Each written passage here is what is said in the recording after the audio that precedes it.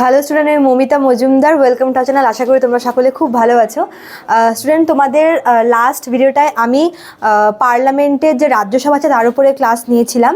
তো আজকে আমি তোমাদের লোকসভার উপরে ক্লাস নেব। তার আগে বলে রাখি, যেটা আমি রোজ বলি, যে আমাদের কিন্তু অনলাইন ক্লাস অলরেডি শুরু হয়ে গেছে এবং অনেকটা কিন্তু আমরা শেষের দিকে বলতে গেলে প্রায় নোটসও কিন্তু প্রোভাইড করা হচ্ছে। তোমরা যারা আমাদের কাছে পড়তে চাইছো, তোমরা অনেকেই কমেন্ট করো ভিডিওর নিচে, আমি দেখি যে নোটস নিতে চাই। তা আমি বলবো যে শুধুমাত্র নোটস নিলে হবে না, তোমাদের রীতিমতো ক্লাসগুলো করতে হবে, কেননা ক্লাসগুলো করে যদি তোমরা নোটসগুলো পড়ো তোমাদের অনেকটা এফেক্টিভ হবে। তো তোমরা যারা আমাদের সঙ্গে যোগাযোগ করতে চাইছো, অনলাইনে পড়তে চাও, তোমরা আমাদের হেল্পলাইন নাম্বারে যোগাযোগ করতে পারো। আমাদের হেল্পলাইন নাম্বার এখানে দেওয়া আছে দুটো, একটা হচ্ছে 6295916282 আর একটা 7076398606। ঠিক আছে, আমাদের পুরো কোর্স ফি রয়েছে 999-এর। এই কোর্স ফি 999-এর বদলে তোমরা সমস্তটা পেয়ে যাবে একেবারেই। তোমরা মেজরের সঙ্গে সঙ্গে এসিসি, মাইনর, এইসি, এমডিসি সবগুলো পেয়ে যাবে অনলি 999-এ। ঠিক আছে, আর আমাদের কোর্সের ডিউরেশন এখানে দেওয়া আছে 6 মাস। 6 মাসের মধ্যে কিন্তু 2 মাস প্রায় হয়ে গেল আজকে। তো তোমরা দেরি না করে ঝটপট আমাদের সঙ্গে অনলাইনে যোগাযোগ করে জয়েন হয়ে যাও। ঠিক আছে, চলো টপিকে যাই। দেখো, আজকে টপিক শুরুতে যেটা বললাম যে আজকে টপিক হচ্ছে লোকসভা। আগের দিন আমরা পড়েছিলাম রাজ্যসভা। রাজ্যসভা হচ্ছে পার্লামেন্টের যে উচ্চ কক্ষটা, আর লোকসভা হচ্ছে নিম্ন কক্ষ। ঠিক আছে, দেখো, লোকসভা হচ্ছে অস্থায়ী কক্ষ যার মেয়াদ 5 বছর। রাজ্যসভা হচ্ছে স্থায়ী কক্ষ ছিল এবং রাজ্যসভার কিন্তু কোনো মেয়াদ নেই। রাজ্যসভার মেম্বাররা 6 বছরের জন্য নির্বাচিত হয়, কিন্তু রাজ্যসভার কোনো মেয়াদ নেই। ঠিক তেমন লোকসভা কিন্তু প্রতি 6 বছর অন্তর অন্তর লোকসভা চেঞ্জ হয়। ঠিক আছে, এটি অস্থায়ী কক্ষ এবং এটার মেয়াদ হচ্ছে 5 বছর। মেয়াদের পূর্বে রাষ্ট্রপতি এটি ভেঙে দিতে পারেন। যে 5 বছরের যে মেয়াদটা আছে, যদি মনে করো যে কোনো অনাস্থা প্রস্তাব আসে বা যদি হচ্ছে কোনো প্রবলেম আসে, তাহলে কিন্তু রাষ্ট্রপতি এই 5 বছরের যে মেয়াদ সেটা পূরণ হওয়ার আগেই কিন্তু লোকসভা ভেঙে দিতে পারে। ঠিক আছে, আচ্ছা, আর এক্ষেত্রে কোনো রকমের কোনো যে বোঝাতা, সেটা কিন্তু বোঝাতা নিয়ে আলোচনা করা যাবে না। মানে রাষ্ট্রপতি লোকসভা কেন ভেঙে দিল, এর পেছনের যে কারণটা সেটা নিয়ে কিন্তু কোনো আলোচনা করা যাবে না। ঠিক আছে, রাষ্ট্রপতি চাইলে লোকসভা ভেঙে দিতে পারে মেয়াদ শেষ হওয়ার আগেই। আচ্ছা, অনধিক 552 জন সদস্য নিয়ে গঠিত, বর্তমানে 545 জন রয়েছে। 2 জন ইঙ্গো ভারতীয়কে মনোনীত করেন রাষ্ট্রপতি। 104 নম্বর সংশোধনীতে এটি বাতিল করা হয়েছে। তো এখানে বলেছে যে টোটাল লোকসভায় মেম্বার থাকবে হচ্ছে 552। ঠিক আছে, ম্যাক্সিমাম, এর বেশি হবে না। এর কম হতে পারে, কিন্তু এর বেশি কিন্তু লোকসভায় মেম্বার হবে না। হাইয়েস্ট কত? 552 জন মেম্বার থাকবে লোকসভায়। ঠিক আছে, এবং বর্তমানে কতজন আছে? 545 জন। আগেই বললাম যে 552-র কম হতে পারে বা 552 হতে পারে, কিন্তু এর বেশি মেম্বার হচ্ছে লোকসভায় হতে পারে না। তো 552 জন মেম্বারের মধ্যে বর্তমানে হচ্ছে লোকসভায় রয়েছে 545 জন। ঠিক আছে, এবং এটা বলা হয়েছিল যেরকম রাজ্যসভায় রাষ্ট্রপতি যেমন 12 জনকে মনোনীত করতে পারেন, ঠিক তেমনই উনি লোকসভায় 2 জনকে মনোনীত করতে পারেন। আর এই 2 জন কিন্তু হবে অ্যাংলো ইন্ডিয়ান। ঠিক আছে, বা ইঙ্গো ভারতীয় যাকে বলে। এটা ছিল একটা নিয়ম, কিন্তু 104 নম্বর যে অ্যামেন্ডমেন্টটা হয়েছিল, কনস্টিটিউশনাল অ্যামেন্ডমেন্টটা, সেখানে এই যে 2 জন অ্যাংলো ইন্ডিয়ানকে মনোনীত করার ব্যাপারটা সেটা কিন্তু বাতিল করা হয়েছে। ঠিক আছে, বর্তমানে এই যে 2 জনকে যে অ্যাংলো ইন্ডিয়ানকে নিয়োগ করতে পারেন রাষ্ট্রপতি লোকসভায়, এটা হচ্ছে বাতিল করে দেওয়া হয়েছে।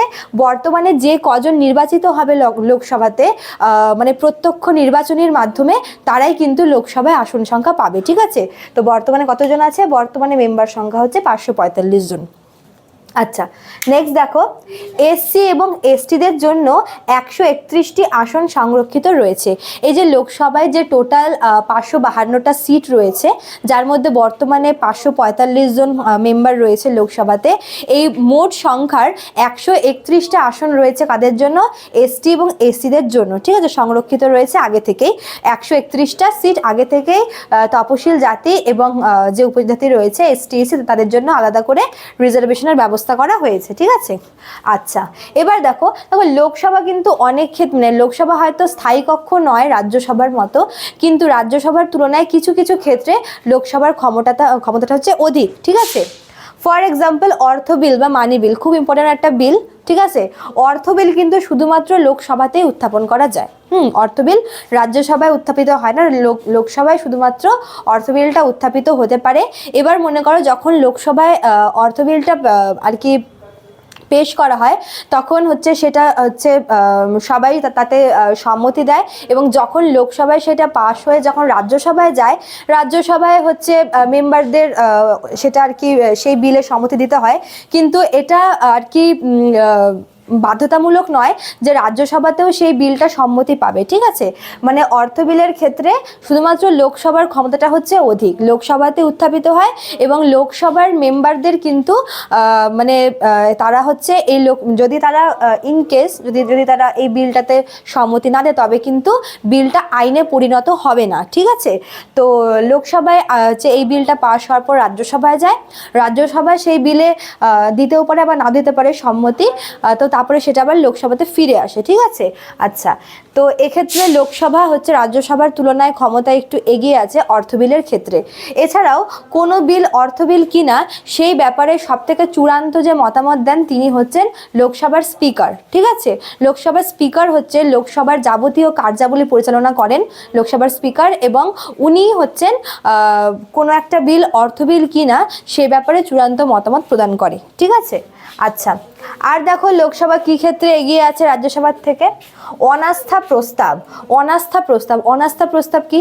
মনে করো যে কোনো প্রাইম মিনিস্টারের এগেনস্টে তিনি যদি মনে করো যে কোনো সংবিধান বিরোধী কাজকর্ম করেন, বা তাকে যদি হচ্ছে আর কি পদত্যাগ করতে বাধ্য করা হয়, বা যদি সে পদত্যাগ করে তবে তার বিরুদ্ধে কিন্তু অনাস্থা প্রস্তাবটা আসে, ঠিক আছে। মানে তার কোনো ভুলের জন্য কিন্তু হচ্ছে লোকসভার মেম্বাররা ওই মন্ত্রীর এগেনস্টে, মন্ত্রিসভার এগেনস্টে, যেহেতু প্রধানমন্ত্রীর নেতৃত্বে গোটা মন্ত্রিসভা তৈরি হয়, তো মন্ত্রিসভার ক্ষেত্রে অনাস্থা প্রস্তাবটা পাশ করতে পারেন, ঠিক আছে। আর যখন অনাস্থা প্রস্তাবটা পাশ হয় তখন প্রধানমন্ত্রী সমেত পুরো মন্ত্রিসভাকে কিন্তু পদত্যাগ করতে হয়, ঠিক আছে। আর এই অনাস্থা প্রস্তাবটা শুধুমাত্র লোকসভাতেই পেশ হয়। তো অর্থ বিল এবং অনাস্থা প্রস্তাব এই দুটো হচ্ছে লোকসভাতে পেশ হয়, রাজ্যসভাতে না, ঠিক আছে। আচ্ছা, আর কি বললাম যে লোকসভার কার্যাবলী পরিচালনা করেন হচ্ছে স্পিকার, ঠিক আছে। স্পিকার প্রথমেই বললাম, স্পিকার এবং ডেপুটি স্পিকার। স্পিকার হচ্ছে মেন, এবং যখন স্পিকারের অ্যাবসেন্সে ডেপুটি স্পিকার সেই কাজটাকে পরিচালনা করেন, ঠিক আছে। এবার দেখো স্পিকারের কাজ কি। স্পিকার মনে করো যে, আচ্ছা আগে নির্বাচনটা বলি, এবার স্পিকার এবং ডেপুটি স্পিকার। স্পিকার হচ্ছে লোকসভায় যেই পার্টি সব থেকে, মানে যেই পার্টির মেম্বার সব থেকে বেশি, সেই পার্টির থেকে একজন মেম্বার স্পিকার হিসেবে নির্বাচিত হন, ঠিক আছে।